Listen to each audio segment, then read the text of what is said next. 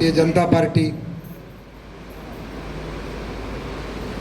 मालवण तालुका नगरपालिका जिल्हा परिषद आणि पंचायत समितीच्या निवडणुका झाल्या आणि सर्व निवडून आले. त्यांचं स्वागत करण्यासाठी व्यासपीठावर उपस्थित असलेले आमच्या जिल्ह्याचे जिल्हाध्यक्ष आदरणीय प्रभाकर सावंतसाहेब, या तालुक्याचे तालुका अध्यक्ष धोंडी चिंदरकर, व्यासपीठावर महेश मांजरेकर, मंदार केनी, विलास हडकर, पंकज सादिये, बबलू राऊत, विजय निकम, जीवन भोगावकर, मसूरकर मॅडम, शिल्पा खोत मॅडम, महेंद्र चव्हाण आणि आलेले सर्व भारतीय जनता पार्टीचे पदाधिकारी, सरपंच, महिला भगिनी, बंधू भगिनींनो आणि पत्रकार मित्र, मी पहिल्या प्रथम आम्ही 2019 पासून आपण निवडणुका सुरू झाल्या आणि या निवडणुका सुरू झाल्यानंतर जी विजयाची घोडदौड चालू झाली, पहिल्या ग्रामपंचायती लागल्या, त्या 6 पैकी 6 ग्रामपंचायत नंतर लागल्या 55, त्याच्यामध्ये 38 खरेदी विक्री संघ लागलं, त्याच्यामध्ये आपण संपूर्ण सीट खरेदी विक्री संघाच्या निवडून खरेदी संघावर आपला अध्यक्ष बसवला. नंतर सोसायट्या लागल्या, ह्या सोसायटी पण आपल्याला जिंकल्या. नंतर लोकसभा लागली, ती पण आपण जिंकली.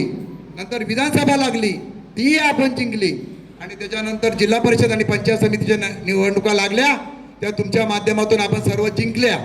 सांगण्याचा उद्देश माझा एवढा आहे की आपण भारतीय जनता पार्टीमध्ये काम करत असताना ज्या ज्या निवडणुकीला सामोरं गेलो त्या सर्व निवडणुका आपण जिंकल्या आणि या कार्यकर्त्यांच्या जीवावर आपण जिंकल्या. काल जिल्हा परिषद आणि पंचायत समितीच्या निवडणुका झाल्या. या खऱ्या कार्यकर्त्याचे आपले होते, महिला असू दे, पदाधिकारी असू दे, सरपंच असू दे, उपसरपंच असू दे, या जिल्हा परिषद 6 मतदारसंघामध्ये आणि नगरपालिकाच्या नगरसेवक निवडून आले. अतोनात मेहनत केल्यामुळे निवडून आले. माझ्या प्रत्येक बाईटमध्ये मी दिलं होतं की कार्यकर्त्याच्या जीवावर आम्ही सगळ्या जिंकलेल्या आहेत आणि त्यांचंच मनापासून अभिनंदन. पहिलं अभिनंदन मी त्यांचंच करतो, याचं कारण मी स्वतः कार्यकर्ता आहे. 1990 पासून अगोदर जवळजवळ 80 पासून मी काम करतोय. मी युवक नाही आहे, 65 वर्ष चालू आहे, आता वय वर्ष 65 आहे. तरी पण आता कुठलीही जरी जबाबदारी दिली तर मागे हटणार नाही. कारण की जिल्ह्यामध्ये नारायणाने काम करत असताना बऱ्याच जिल्हा परिषद किंजवडा दिलेली, जिल्हा सडकरांना माहिती असेल, रवी फाटक 2250 मायनस होते आणि आमच्यातले लोक किती मतदान पडणार म्हणून माझी चेष्टा करत होते.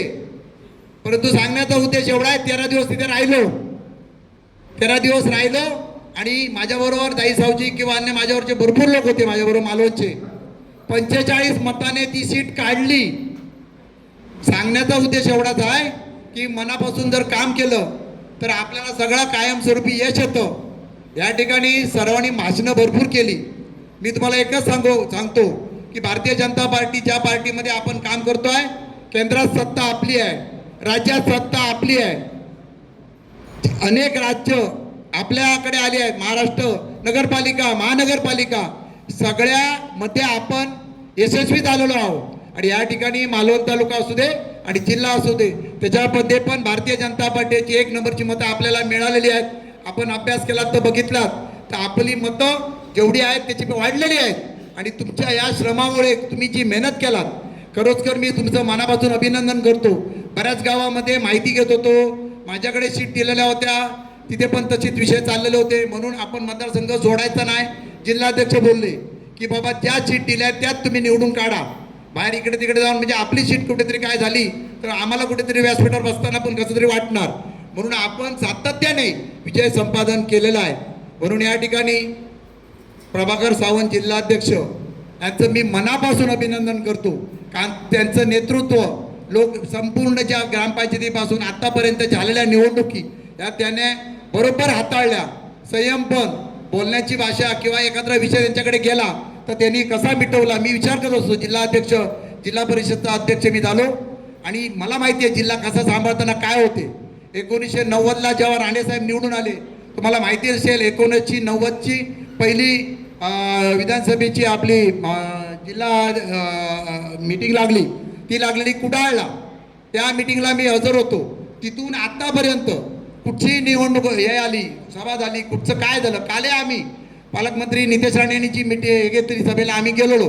कारण काय असतं, जोपर्यंत आपण एखादा विषय अंगावर घेत नाही तोपर्यंत तुम्हाला कुठला मान मिळणार नाही.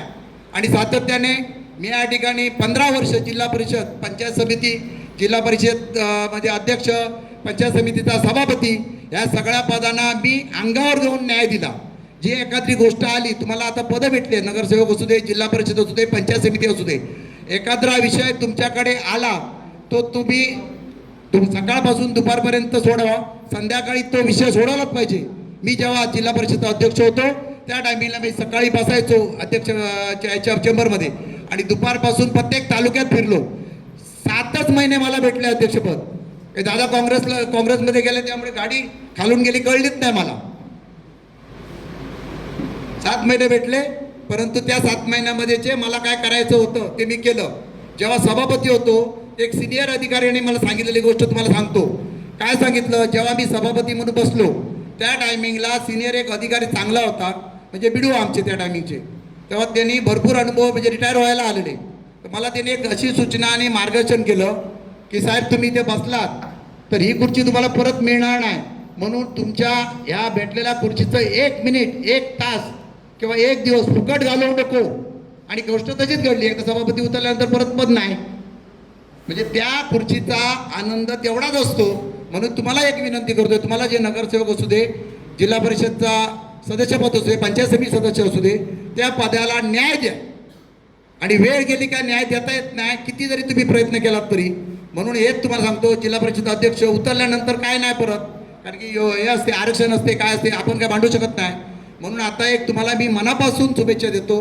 आणि जे जे निवडून आले आहेत त्यांना कुठलंही काय लागलं, जसं मंदारकेनी म्हणाले की तालुक्यामध्ये आम्ही आहोत, तुम्ही सांगितल्यानंतर महावितरण मी चालवतो. 550 कामगार आहेत.